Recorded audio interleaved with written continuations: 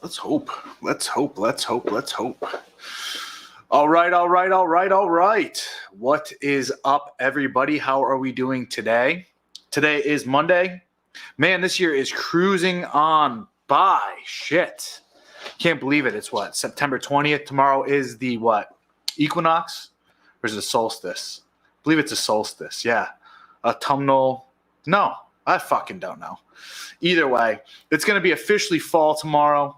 I should probably know my solstices and equinoxes. Equinoxes are, what is it? Autumnal equinox, summer solstice. Yeah. Vernal equinox. And then I don't remember the spring one. Anyway, we're here. We're live. Yes, sir. Looking fancy. How's the audio first and foremost? Just making sure that the audio's good. And we are officially jiving, hooking and jabbing and jiving. I can't iron my back up. We're just going to let it hang out. Fuck it. Who cares? I can't iron it. It's too big. And I think you need an iron for that. But we're going to keep going on it.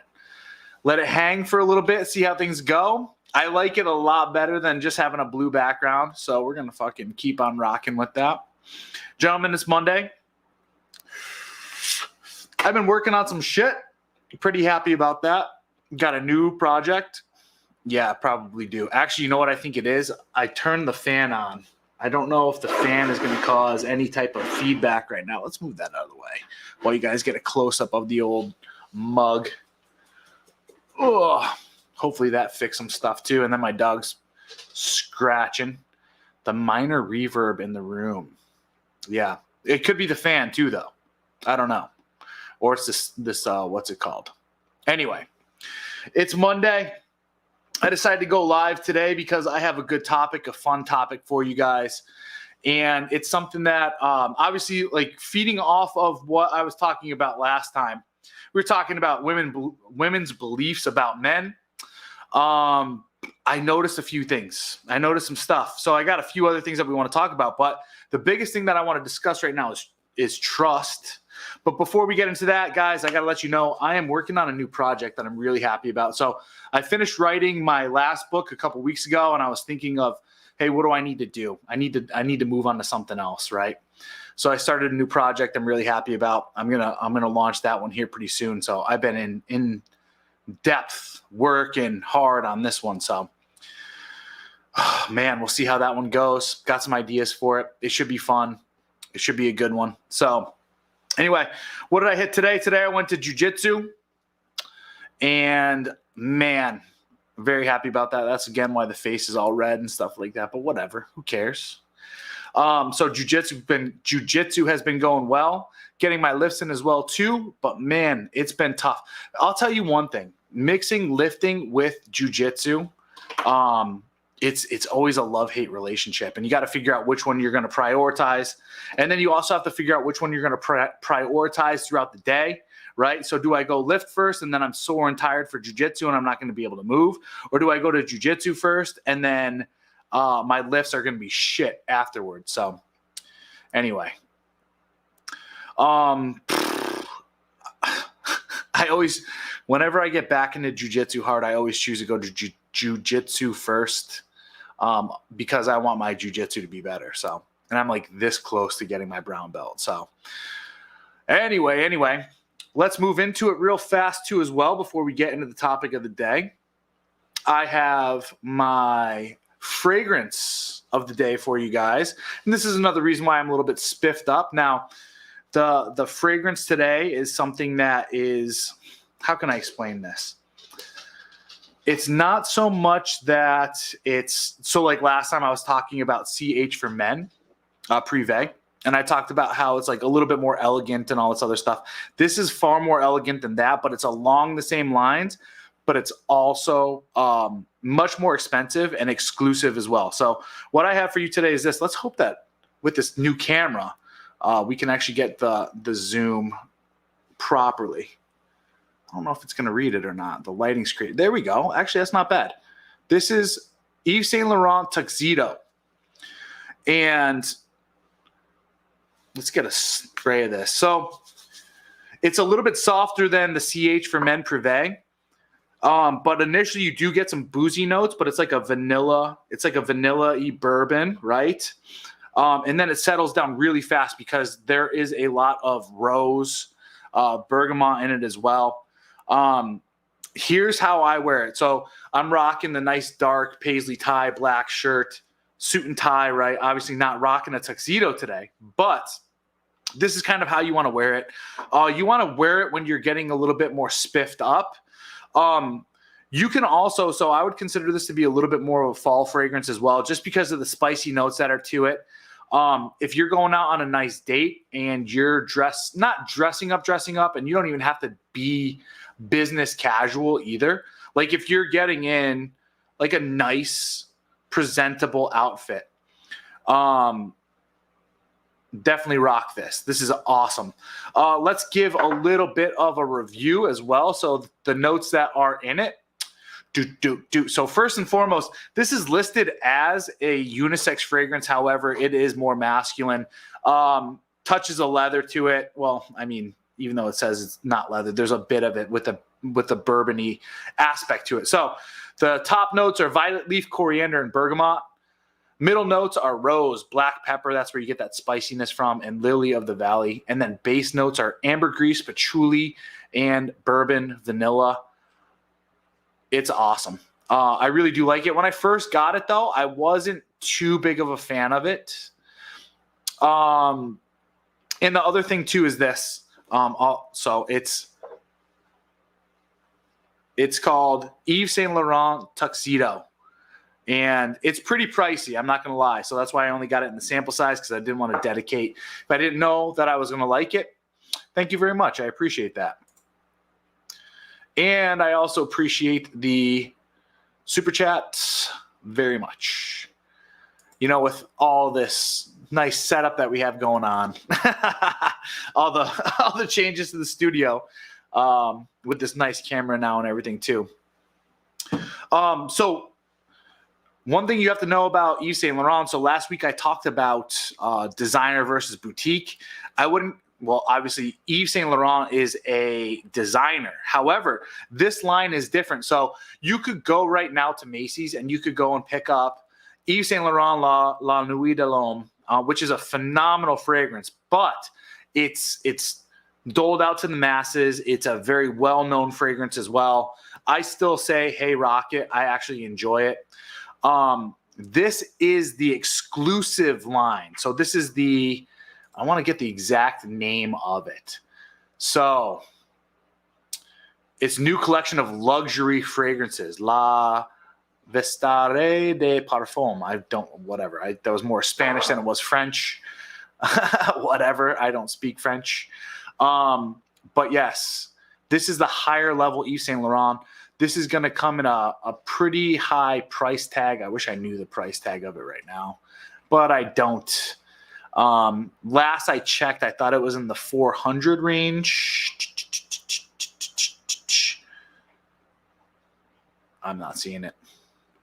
Anyway, I would put this fragrance on the level of Raja Dove Elysium and Jubilation, right? Jubilation, another fine fragrance. They modeled this off of the fragrance that I think King Henry VII wore back in the day. So they call it the King of Fragrances, even though most people consider that to be Creed Aventus.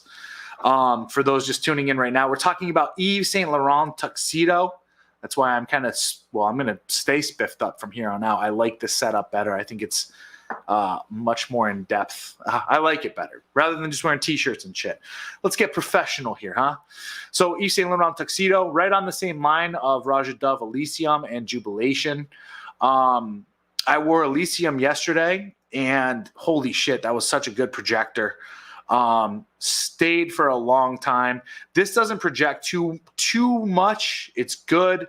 It's nice. It's subtle. But it's more of a projector than like the regular YSL La Nuit de l'Homme. It's more of a projector than CH Men Privé that I went over last week or a couple weeks ago. Nice true love knot. I appreciate it. Yeah, we'll do next time. I'll try an Eldridge. I just think, with this nice paisley tie, it's got to be bold. It's got to be stiff. It's got to be up there. You know what I mean? So anyway. Oh, yeah, with that said, guys, so in my intro, I just discussed I've been working on some stuff, went to jiu-jitsu today, all that good shit, now that we got more people in here and stuff. Jiu-jitsu was tough. I'm a 4-stripe purple belt right now, and we're about to hit our promotion phase here pretty soon. So, man, I'm really hustling on jiu-jitsu. Finally today, after spending a few months due to having a previous job, like actually working, I had to put jiu-jitsu on the back burner. So getting back to that and just lifting, it's been tough. But finally today, I felt like my jiu-jitsu came back. So keeping up with the black belts, feeling good. So hopefully I'll get promoted to brown belt here within the next week or so, or month or so. Let's hope. Working on a new project that I'm going to pitch, which reminds me, guys, I'm going to be working with a few guys that I hooked up with and linked up with on Twitter, some pretty big names. So if you're not friends with me on Twitter, please do. In the description below, it's a God Amongst Men 2 is my handle. But go and join me on Twitter. I've had a bunch of people that have come and followed me. They've been asking me for advice, talking to me, giving me other topics to discuss via Twitter. So if you want to have a more personal connection with me, go and join Twitter first and foremost, and then message me on there. Follow my stuff, like, retweet. That'd be fucking awesome. Next thing is, obviously, I do this as a profession, writing and doing YouTube. So please, if you find value in the content, like, share, obviously, but most importantly, I believe, in order to help me out with publishing my new books as well, donate. The link is in the description for my PayPal link, so please do send some shekels my way. Or you can also be a tremendous individual like my friend here, Gregory, and give me a sticker or a super chat. That keeps me going. Gookfish is late. Hey, did you hear what my fragrance review was today? The fragrance of the day? Let me know. I'm going to see what he responds. Well, I take a swig of the death poison known as Coke Zero.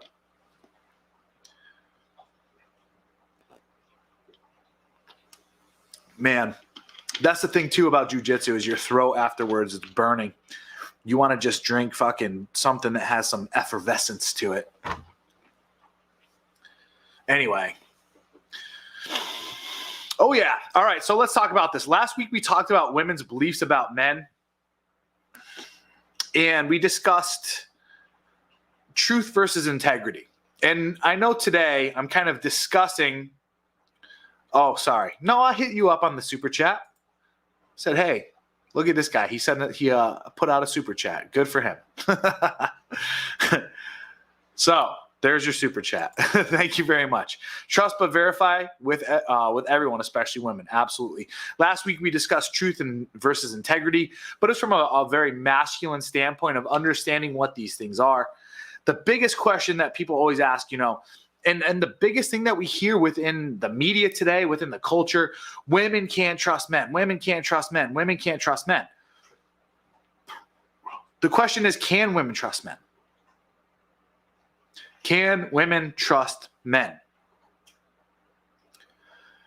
And the fact of the matter is this, from everything that I've been seeing within the dating market in the world today, I think that, number one, so the answer is yes, can women trust men? Absolutely. It all depends on what your expectations are. Giant Schnaz loves a good fragrance. Absolutely. Thank you. So, women can't trust men. It's all about managing expectations. You have to understand men to be able to understand how to trust them. And that's the problem. So I had a nice evening the other night with a lady. She came over late night, Friday night. We got to participating in activities. And after participating in some activities, we got into some discussion. So she came over because she was dating a guy. The guy's been like ghosting her. She wanted some attention, let's just say. Maybe a little retribution. Either way, I don't care. I was in the mood. it's been a little while with this particular one. I remembered she had some nice luggage up in the departments, if you guys know what I'm talking about, and I wanted another go at it. So I said, hey, swing that booty on by and let's get to getting. Of course I am. I mean, I'm not married, so I'm single is the definition of that, right? Anyway, hope you weren't hitting on me, by the way. That's kind of weird. Oh, good. He's just fucking around.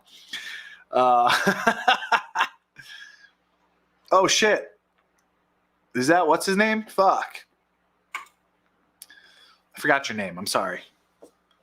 I got you on my phone, though, from what's it called? But we chatted before.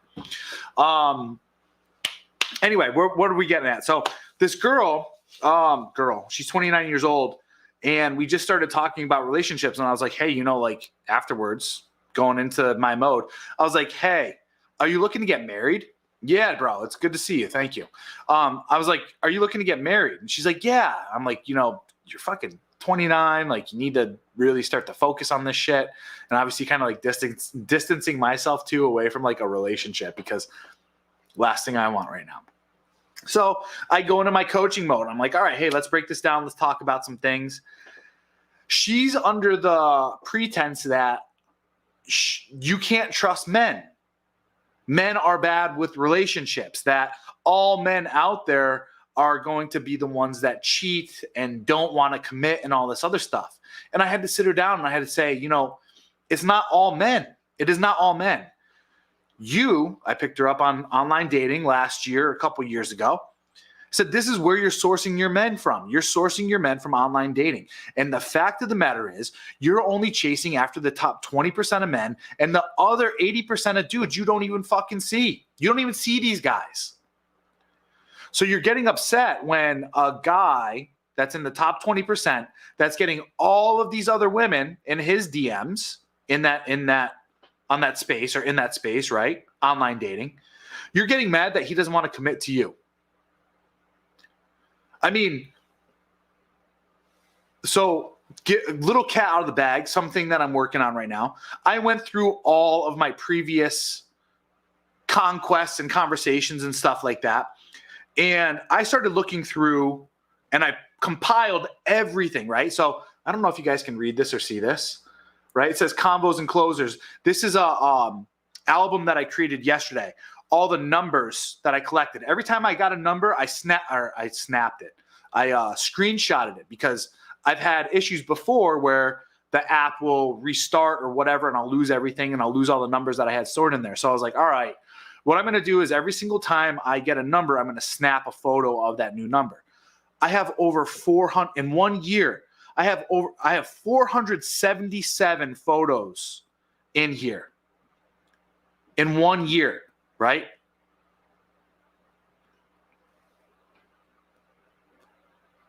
I'll answer your question in a minute. Let me get through this. So, for me, that's like being at a fucking buffet, right? There's how many days in a year? 365. I have 477 numbers that I got in a year, right? You think a guy like me who's getting a number every single day or plus, do you think I'm going to want to settle down? Fuck, I hope I didn't scratch these up. Shit. All right, good. It's only dust. Do you think I'm going to want to settle down? No, I'm eating at a motherfucking buffet. I have the pick of all this pussy. And you think I'm going to sit there? You think I'm going to sit there and be like, you know what? I'm just going to give this all up and just be with one girl and see how it goes because I love her. No, I'm not going to. I want to try. We all know and understand men's sexual strategy, right? Women's optimal sexual strategy is open hypergamy, what we're seeing today, right? A man's optimal sexual strategy is having exactly that. A fucking buffet of women to feed from, right? My dream, be a fucking king, be married to a fucking queen that has my children and shit like that. Actually, I want to have numerous wives and have children with them, and then have motherfucking concubines as well. And all of my wives will know exactly this. This dude is not having sex with just me. Wives will be in separate locations or separate households and stuff like that, right? Anyway, it's a lot, but hey, fuck it, right? I don't know where I go after this. Why not try it? So I'm talking to her, and I'm just like, these women have no fucking clue. They have no clue what it's like when they're chasing after the top 20% of dudes, because they have blinders on. They don't see the other 80% of dudes out there that would be loyal, right? That they could technically trust, because they want to have the Chad, right? They want to have the Chad. They want to have the alpha, but they want him to be a loyal alpha. And that's exactly what she said to me. She's like, why can't I find a loyal alpha? And I said, there's no fucking such thing. Because this dude in real life has all of those women coming after him, and he could have sex with all of them whenever he wants, right? Or not whenever he wants, but a little bit of game or whatever and all this stuff.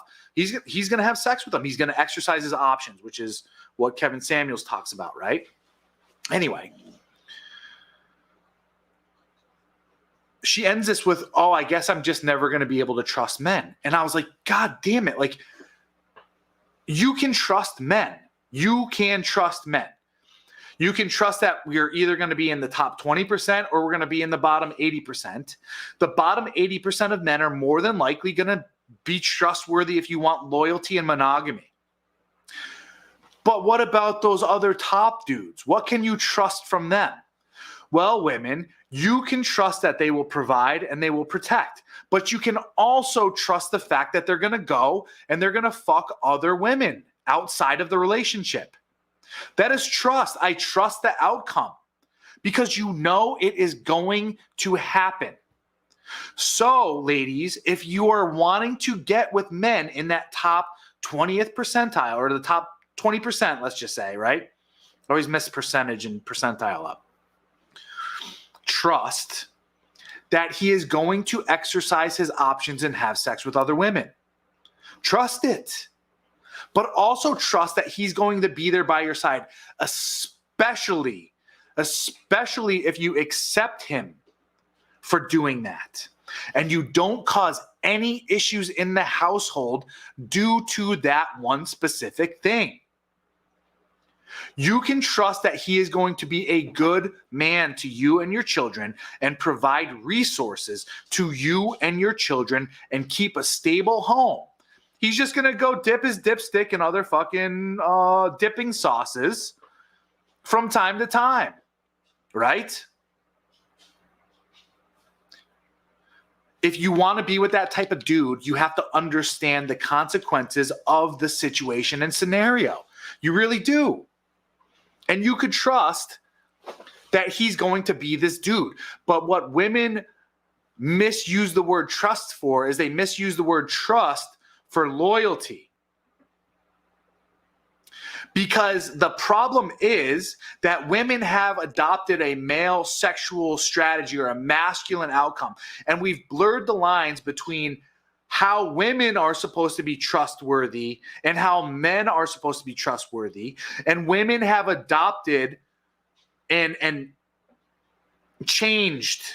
We flipped it. We've inverted it, right? Men aren't supposed to be loyal when it comes to sex, right? Like, I can love a woman and be married to her and be there for her while also going and having sex with other women. But Lysander, that's not fair. This is exactly what she said to me. That's not a fair trade. That's not a fair transaction. No, it absolutely is. Because I need to trust that the children that are in your womb and come out of you are my progeny, are my genetics. Because I have to trust you with my resources. Now, this is something that I talk about in my new book, which isn't released yet. I'll let the cat out of the bag a little bit. There's only 10 people viewing anyway, so it's not like it's going to ruin anything. But what I've come to realize is this. Love, especially the love that is marketed to us today, is bullshit. It's absolute bullshit. And second, there is no such thing as unconditional love. And I don't know if you guys have ever heard me say this because I've preached this gospel to other people. I don't recall if I've done it on here, but here's what I have to tell you. There is no such thing as unconditional love. That is the bluest of the blue pills. And there's all these stupid spiritualist, hippy dippy new agers. Oh, unconditional love, unconditional love. What if God does exist? Let's be honest, right? Because we have to understand, like, there's a dominance hierarchy. It's ingrained into most species in the world today. And there's natural selection and survival of the fittest, which means in a way, like, there's conditions on your existence and conditions on your survival. And let's say that your life is a gift. And we're seeing this happen real time today. Real time today. People sit there and say everything is love. The greatest energy in the world is love. It's unconditional love. No. What if there are conditions? What if there are terms and agreements to your life? Is really what I'm trying to get at. Because there's a difference between myself and some other dude who's 36 years old, who's sitting around eating his fucking Cheetos, right? Not working out, making less money than me, playing video games. Are we equal? Are we the same? Is our value the same in life and reality? No. The answer is no, right? What I'm saying is there are terms and conditions for everything. Everything. There are conditions. There's no such thing as this mysterious, magical feeling of believing there are unconditional terms to this reality, which therefore then places it back on love. No. My love, my respect, my trust, my loyalty, everything comes with a condition. And the fact of the matter is this: all relationships are conducted via transactions due to these conditions. So we are actually, hey, fuck it, whatever. He says Satanism preaches that unconditional love is BS, LOL. Okay. Then we're on the same place. We're on the same plane. Lysander, Satan is confirmed. Absolutely. Hail Satan. Yeah, absolutely. I should just change my name again to Lucifer instead. Lucifer Caligo. I like that better. It's way better. But this is what I am saying, right? Relationships and trust would be far better if we entered into these relationships understanding the conditions and understanding the transactionary aspect of this. In my new book coming out, I discuss what the transactions need to be between men and women. Why? Because, and this is the creepiest part of unconditional love, or getting into that blue pill mindset of what love is that it's all based on an emotion that is fleeting, right? So it's all good and fine and dandy in the first 6 months. And then after all that oxytocin and all that shit fucking goes down the tube, guess what? Now you're sitting there looking at the person for who they are. And you're like, I didn't fucking buy this. I didn't buy into this. What is this shit? And then it goes through the maelstrom now of trying to change one another, or rather it's the woman trying to change the man, right? Because the guy's like, okay, I know what I bought. We're good there. All this other stuff. Let's just keep it that way. And then the woman's like, oh shit, I got to change this thing, right? I got to change it to fit. It's like, actually you'll be surprised. You know what? I'll give out the title of my new book.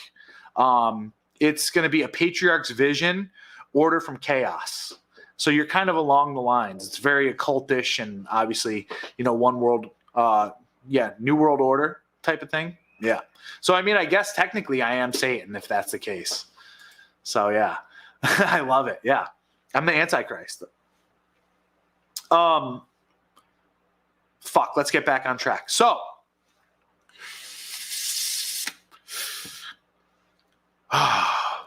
release the demons. Unconditional love exists, but it's attainable only to those who got illuminated like Buddha If you are not at Buddha level, and the girls too, your love is conditional. See, I used to study the Buddha for quite some time, and I think I've come to find that his philosophy is entirely flawed. So his belief is that everything is suffering, or attachments to materials and the material world is suffering.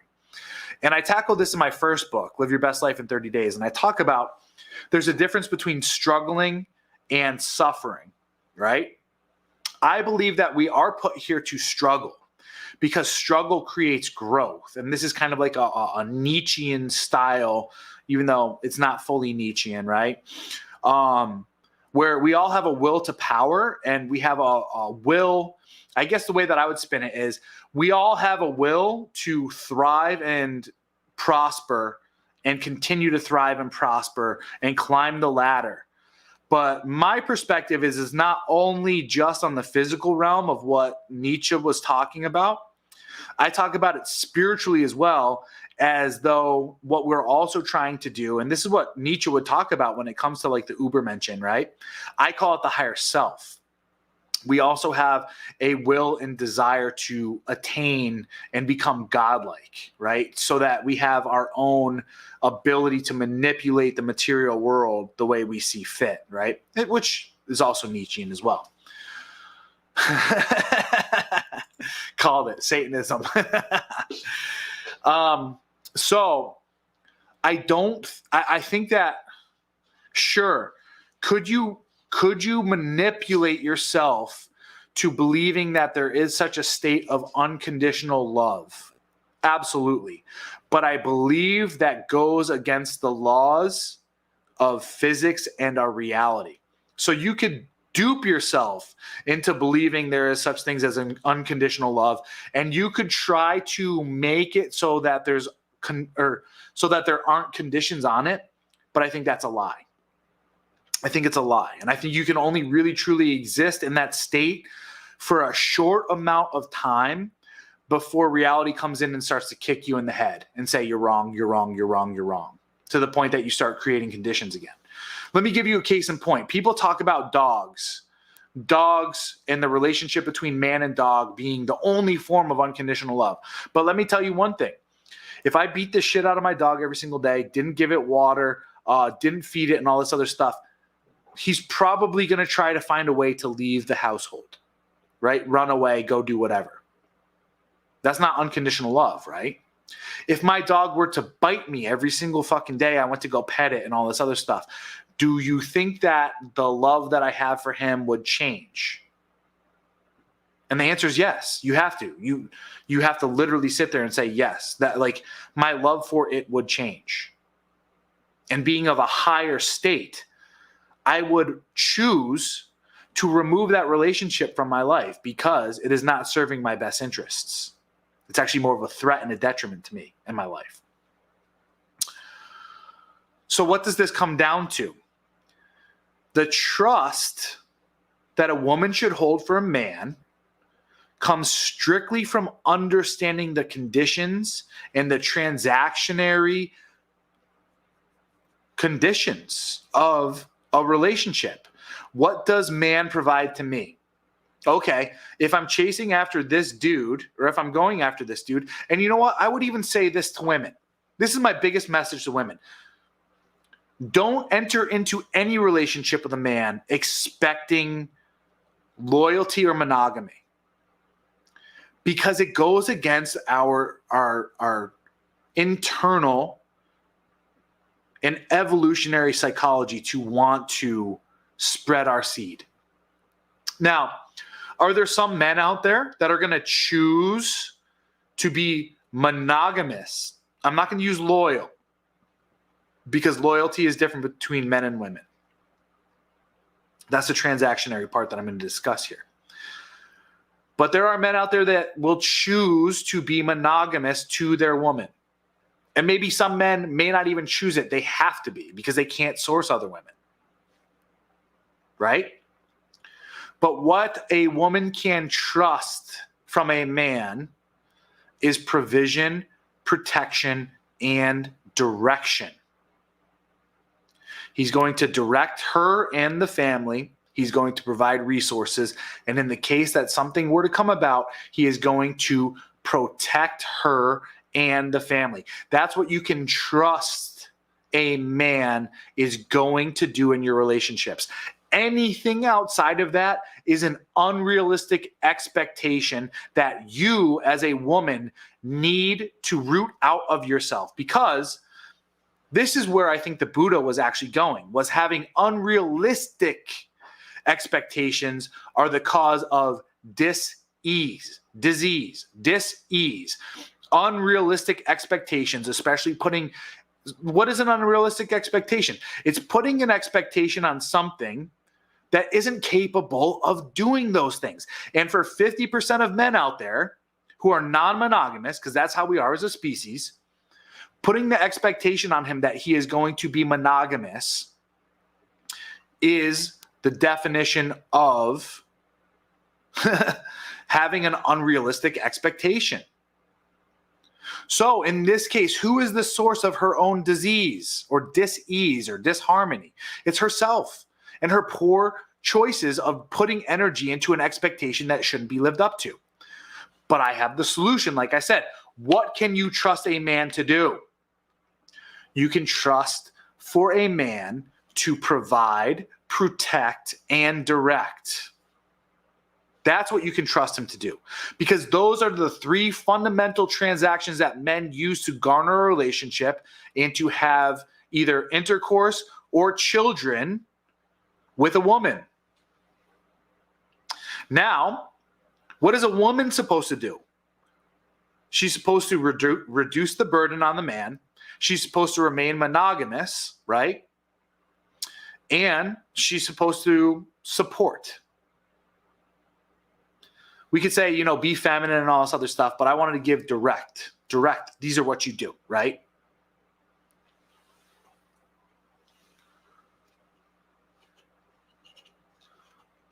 Watching delayed.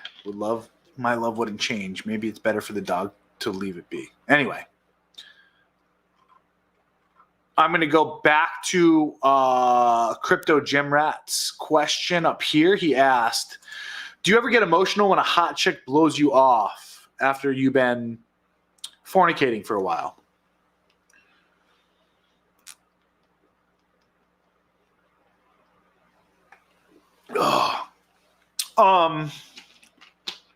Not for a while. The only time I get mad is if I bag a hot chick and it was good, and I don't get another shot at it, right? That's the only time I get, and I don't even want to use the term mad, because mad's a higher level emotion. So you're asking if I get emotional. I don't really get emotional. I just get disappointed, right? And I think that happens with anyone. Like, I've also been with other girls that aren't super hot that I was like, oh, damn, that was good. Like, I want to hit it again, and ghost, gone, whatever, right? And the best thing you could ever do in that case is go after more. Actually, I'll leave this up because I got some stuff to talk about here. So go source more, right? Always be closing, always be sourcing. The other thing too with me is this. When it comes to emotions, whether it was through my previous journeys that I've had with entheogenic medicine, whether it's the fact that now I've been meditating for like 5 years straight, like every day, 5 years. Those were all tools. And then I also did 3 years of therapy as well, right? Where I really got to learn about emotions, where they were coming from, what their names were, how to communicate with them, understand what it's trying to signal to me, and all this other stuff. So I think that's why it's different when I discuss this stuff in comparison to discussing or talking about emotions with other people, because I'm beyond my emotions. I feel them. I allow them to guide me, but then I sit there and I say, what is this trying to tell me? And I from a rational standpoint, I communicate with them, right? So like, for instance, your emotional state when you get emotional over a hot chick blowing you off or even leaving you, it comes from a mindset of lack, right? So lack and scarcity. And then fear comes in, right? So fear comes in and says to you, you're never going to get a girl that hot again. Or there's something wrong with you because you can't keep and maintain these girls. But the reality is, and there's a saying within the space, like 9s and 10s are for the game, right? Because they're insanely hard to hold on to, especially in today's chaotic marketplace. So I think that's something that you have to tailor before you get involved with a woman of that caliber. You have to understand why that adage or that anecdote, is part of the space. Because these girls, unless you're like a fucking sheikh from Dubai or you got a 180-foot super yacht or whatever the fuck, right? And even then, I don't know if you're only going to hold them down for a time. That's why I like the Leonardo DiCaprio strategy. The second she turns 25, you're out the fucking door and I'm trading in for a new one, right? A lease program. You got to understand these things, especially in Western society today. You know, I know there's some people out there that are like, they hate the idea of saying, you know, she's not yours, it's just your turn. But I mean, come on, for the large majority of women today, you really got to sit there and understand, like, yeah, that is the case. That is the case. That's why they don't make good wives, right? There's too much. They get too much from this thing. Until this thing goes away, my little screen in the background. Until that thing goes away, there's never going to be any type of a way to really like lock down a woman, right? This thing is Pandora's box, man. It's just awful. She's on social media. I mean, even getting a number from a guy at work or what, it's just fuck. She can't trust men because she can't trust herself, which means we can't trust her, period. That's why she made herself a pump and dump. Exactly. Hey, listen, they always tell on themselves. They always tell on themselves. Whatever they're going through emotionally, they think that's how the world is, right? Because this is the difference between men and women. This is why I tell men, you need to become centered emotionally. Because once you're centered emotionally, you understand you have an internal locus of control. Women always have an external locus of control. What that means is everything that's going on internally to her is a representation of how the outside world is. That's why you see all these lefty women and all these other women that say and project, that's how the world is. That's how the world is. That's how the world is. And the reality is it's like, it's a small microcosm that they've turned into their center of universe and reality, especially if they're lefty, right? Because they're indoctrinated into an ideology, which is now the whole worldview. So yeah, no, that's the case. That chick also lives at home still with her parents at 29 years old. So she thinks that God's going to bring someone to her, though. She asked me to BF, GF, and I said no, of course. All right. So let's tackle this one. So if you have a total hottie that wants to be your girlfriend, instead of telling her no, which now she's going to become defensive, which is what led her to want to blow you off. You need to understand women's emotionality when it comes to, number one, rejection. Hotties are super insecure. I was talking to that girl that was over the other night. She, good 6.5, maybe 7. She got some nice bolt-ons and stuff too. Pretty good in the sack. Anyway, whatever. And I said, you need to start going up to men and you need to start giving indicators of interest, and you need to start, like, if you're really looking for a relationship to settle down with, you need to go out as a woman and you need to show that you're interested. You need to show you're available, and you need to try to talk to the right men that you want in your life. And sure, you might have to go through some growing pains of not settling or not getting the right guy up front and maybe having to whatever, right? She said, oh, I don't want to do that because I don't want to get rejected. And you got to understand that women are more insecure than we are. Women are more intimidated than us. Women are more intimidated by us men than we are of them. So they hate rejection. And if a girl is that dedicated to her appearance, it's because she has created a worldview that she needs to model herself that way to inoculate herself from negative feedback or rejection by others. So in a way, what happened was you like rejected her. Now, I don't know if you're privy to this story. I'll tell this story again. But I was with this one woman probably about 2 years back now. Year and a half ago, actually. Super hot. Total 9. She looked just like, I forgot the girl's name, Kerry Washington. Like, actually, I think she was hotter than Kerry Washington from from the show Scandal.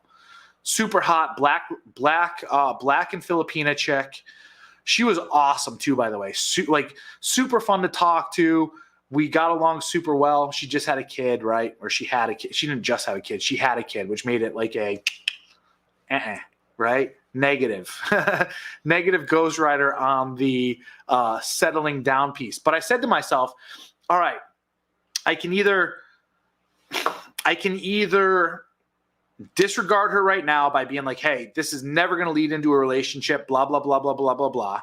Or I could sit here and I could use it as practice, right?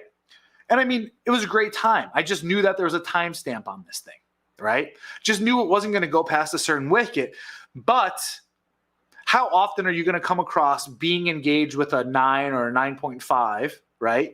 Where you're like, oh, shoot, she's really interested in me and I could do these things. So what did I do? I said, instead of cutting her off completely and being like, no, this will never get past friends with benefits and all this other stuff and you're stupid, right? Rejection. Girls like that can't handle that. So what do you do instead? You task them. Because this is, even if she's a 9.5 or lower, this is what you gentlemen need to start doing. So I have my boundaries. Anytime, I have my non-negotiable and I have my boundaries. What are my non-negotiables? I meditate every single day. I go to jujitsu at least 3 times a week. I go to the gym at least 4 times a week, and I eat a specific diet, and I only have cheat meals at certain times during the week. Right? This is my lifestyle. This is my box. When a woman comes into my box, I have other boundaries, right? So my non-negotiables are there. My boundaries are also things that I'm not really going to budge on, but there's some times that I can compromise on. But I'm going to use those boundaries to steer the direction of how the relationship will go. Okay? So this girl, I sat her down on my lap one night after she's like, I want to be your girlfriend. And I said, oh, you want to be my girlfriend? I said, here's the deal. I said, I'm not going to be monogamous to you, but you are going to be monogamous to me. It's not fair. You want to be my girlfriend, right? You're asking me to be my girlfriend. This is how I do business with relationships. Do you accept these terms or not? Oh, okay, fine. Okay, next. You're deleting your fucking social media and you're deleting all your dating apps off the phone right now. No. Actually, she didn't put up too much. She's like, okay, I don't even use it and blah, blah, blah, blah, blah. She was cool about it. I said, all right. And I get to check your phone from here on out. Make sure you're not texting anybody outside of family or myself. And to make sure that you're not re-uploading any of these apps or any of this other stuff. And I'm just saying that to you. I'm explaining the reason why I made her delete all this stuff and why I'm checking her phone, right? I'm not saying to her, oh, I'm going to make sure you're doing this. The boundary is created in my mind. I exercise the boundary in my own world, right? So I never sit there and say, hey, you're crossing this boundary. I let her cross a boundary, and then I take note of it.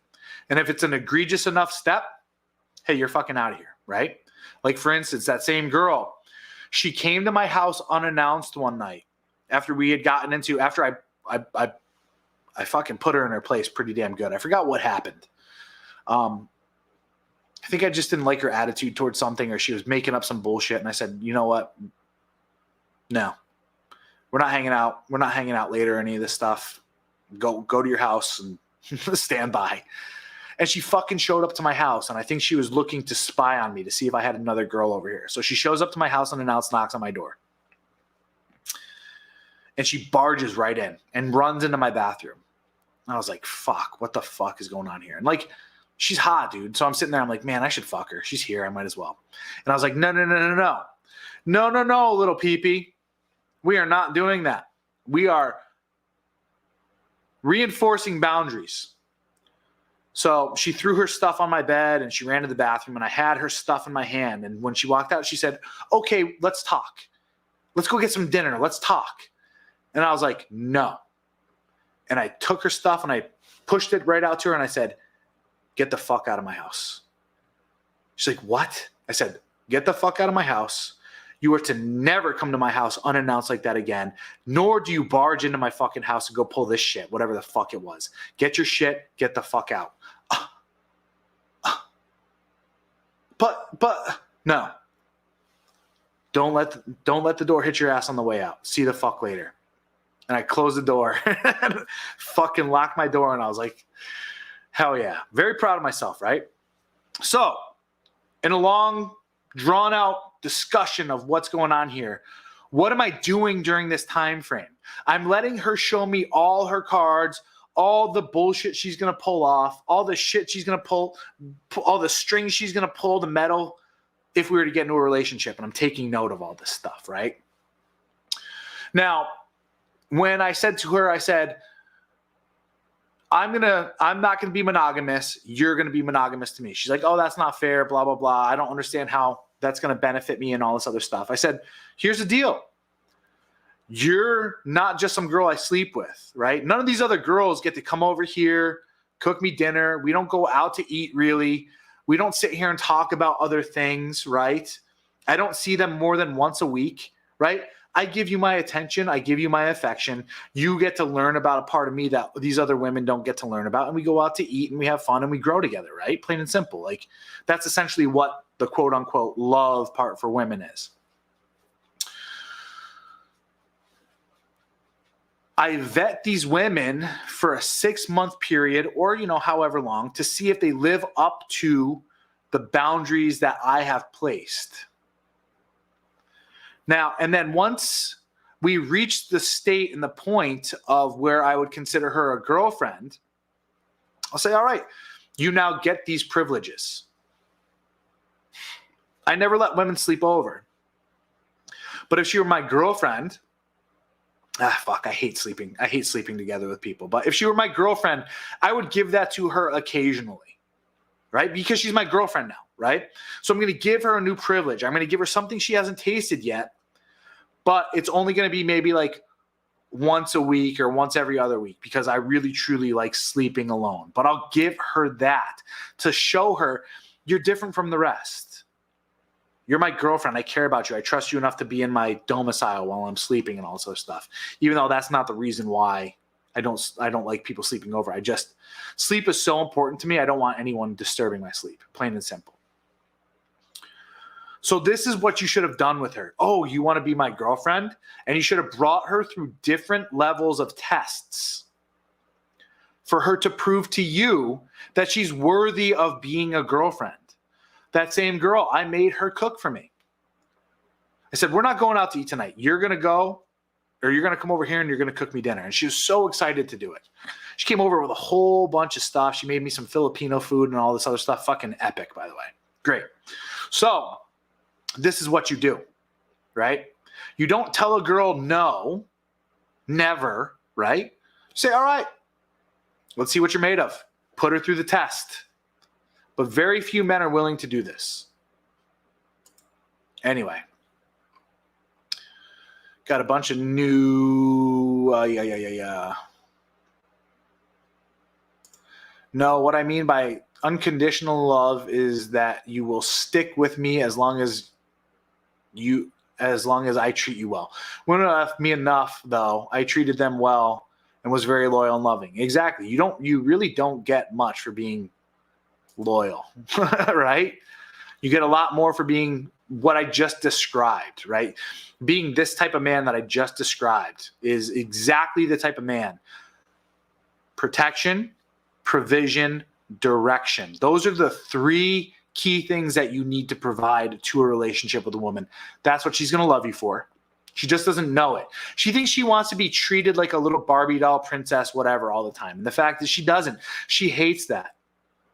She wants a man that's going to tell her no. She wants a man that's going to put her in her place because she's acting like a brat, right? It's true. It's true. Oh. Hopefully we're not skipping out. Anyway. At Phil. Die a man or live as a coward. I love that. That's from earlier. Good shit. Good stuff. Yeah, I'm glad you enjoyed that. I scrolled down too far because Ryan's going crazy. What are we saying negative captain to? Huh? Don't just say negative captain. Give something.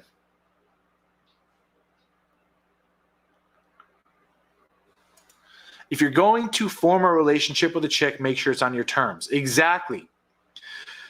This leads directly into the idea of trust.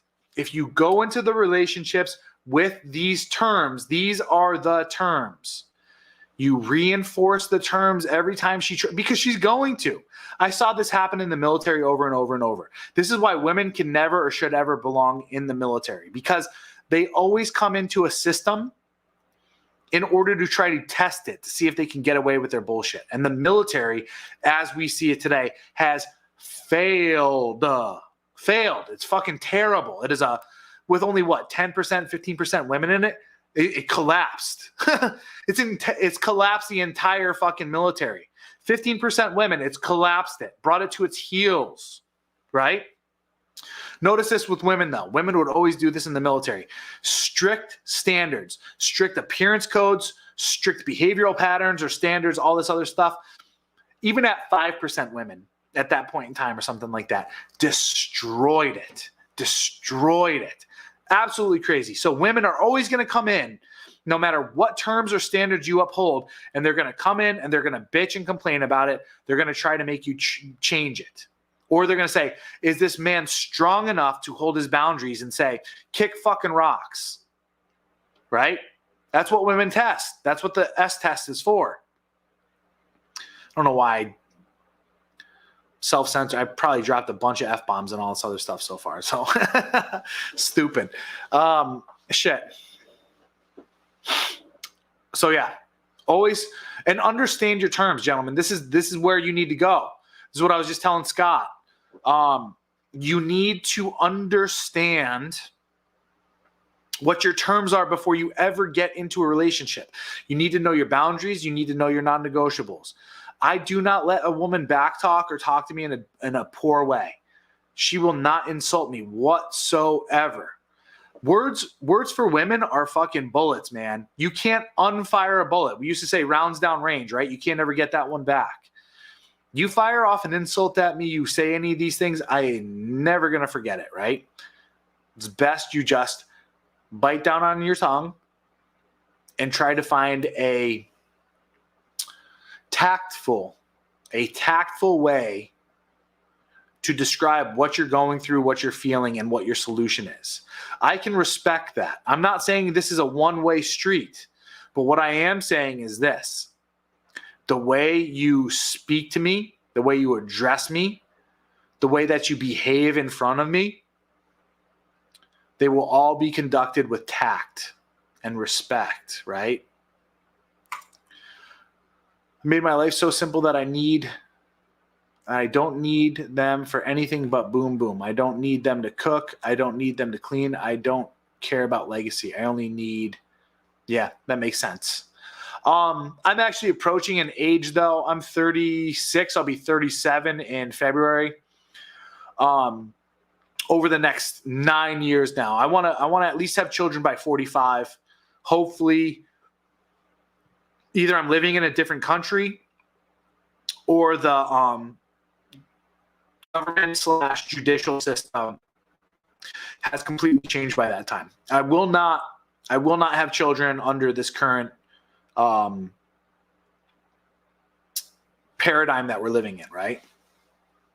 So my next 9 years, I'm hoping to grow financially and all this other stuff, go and relocate somewhere else, because legacy now is becoming a big thing that I do want, but I need to prepare for it, right? So that's something I do want in the future. You yourself, it looks like you're a bit younger than me, so you have time. But like I said, by the age 45 is when I want to start having kids. You only get what you take? Absolutely.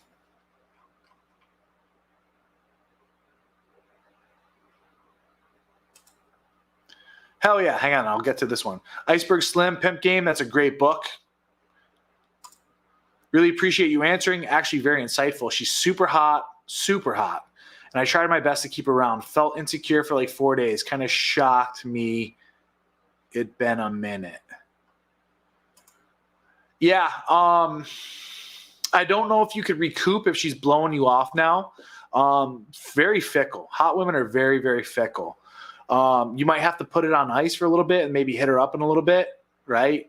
Try to slide in to see if she's down to poke in the future, right? Don't hit her up during this time frame. You're too emotional. She's too emotional. Maybe in like a week or two, I'd give it 2 weeks and be like, hey, come over, right? Like that's my go-to fucking solid. It sounds stupid. It's so simple. But it's putting all the intentions right there. Like, come over. It's either a yes or a no, right? She knows what it's going to be about. And then from there, you might even be able to start talking about her. Hey, mistakes are made during this time frame. This whatever. Maybe we should just start off by dating a little bit more and see where this leads. I'm open to that now. Or I wouldn't say now because that means you're like missing her. But I'm open to that. Let's see how it goes. And hopefully you have your terms and conditions. Usually if a girl's scorned the way she is, though, she's already detaching. She's already detaching emotionally. And she's probably getting D'd down by some other dudes, which is going to really deter the bond that you had. So it kind of sucks.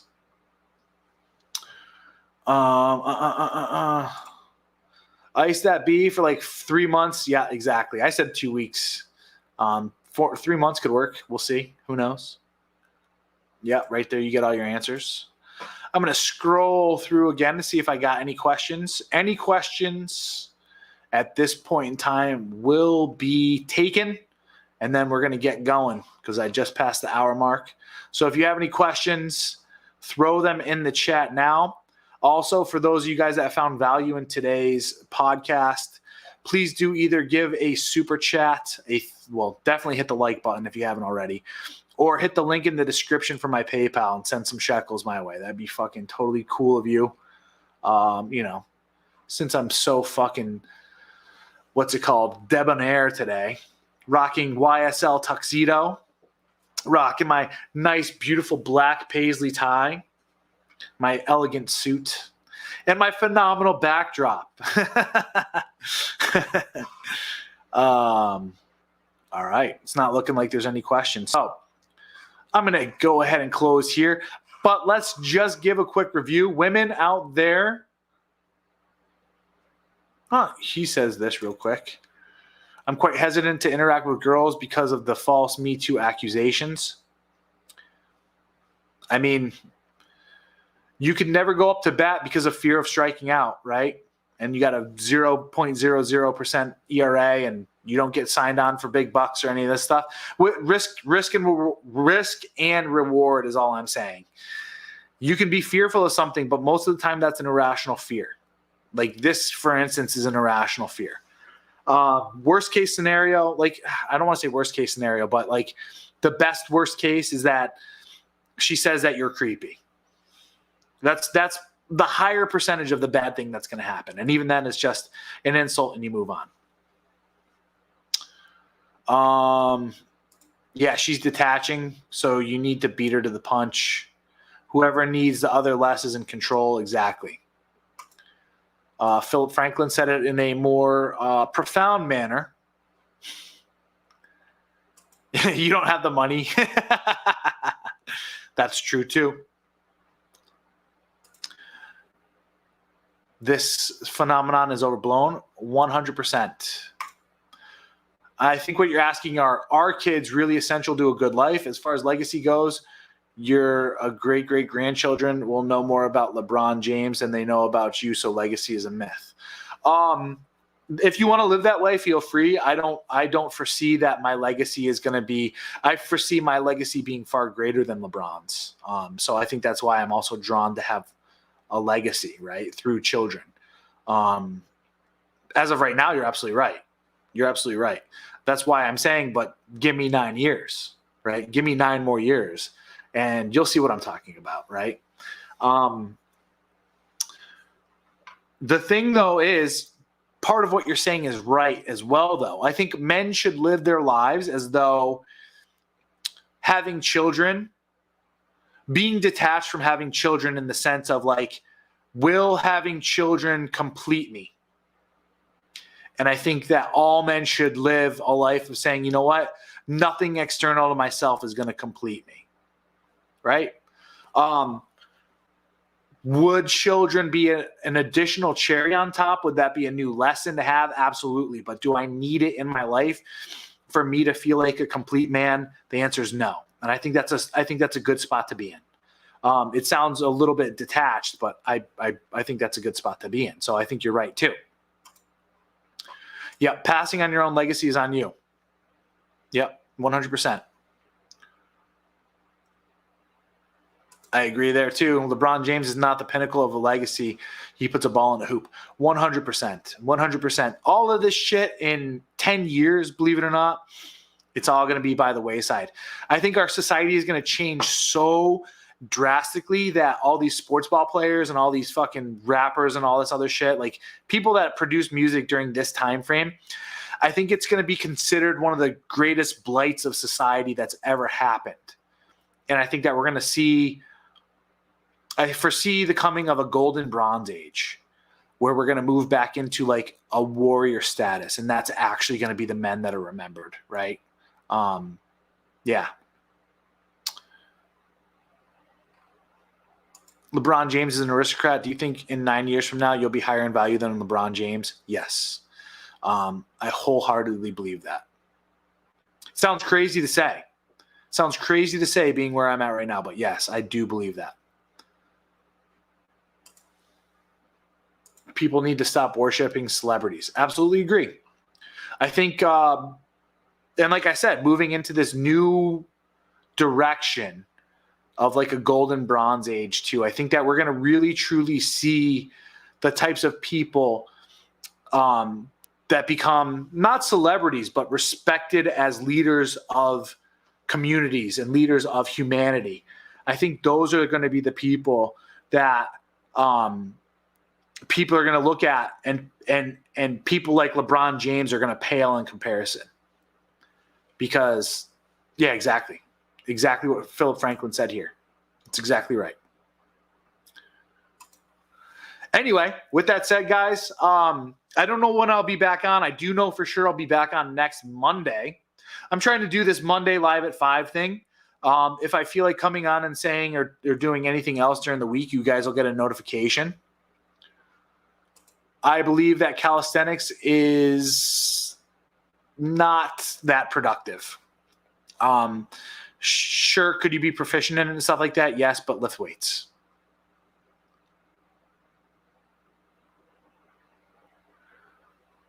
It's still a game. And I would say UFC. Yeah, I would say UFC. Go be a fighter. Don't be a ball and hoop player or a throwing the ball down the field player. Stupid.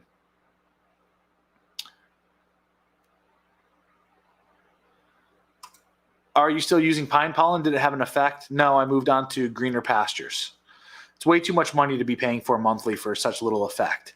If you want to boost your T naturally and not use like TRT or hormones, turkesterone is some pretty solid stuff. Phil Franklin, if you have a link, throw that in the chat right now for turkesterone. That way their snake juice could check that stuff out. This is a plant-derived molecule that is proven to show the exact same effects as testosterone does. So, but I got to look into it a little bit more to see if it has any of the side effects that testosterone does. Yep, rock and roll, come over. So your point was this. So the difference is that between something that's more marketable and has a higher revenue because of years and years of marketing and so forth, it doesn't make them higher value people, right? Just because they make a lot of money today in today's market, right, doesn't make them better people, right? So that's what they meant by celebrity worship.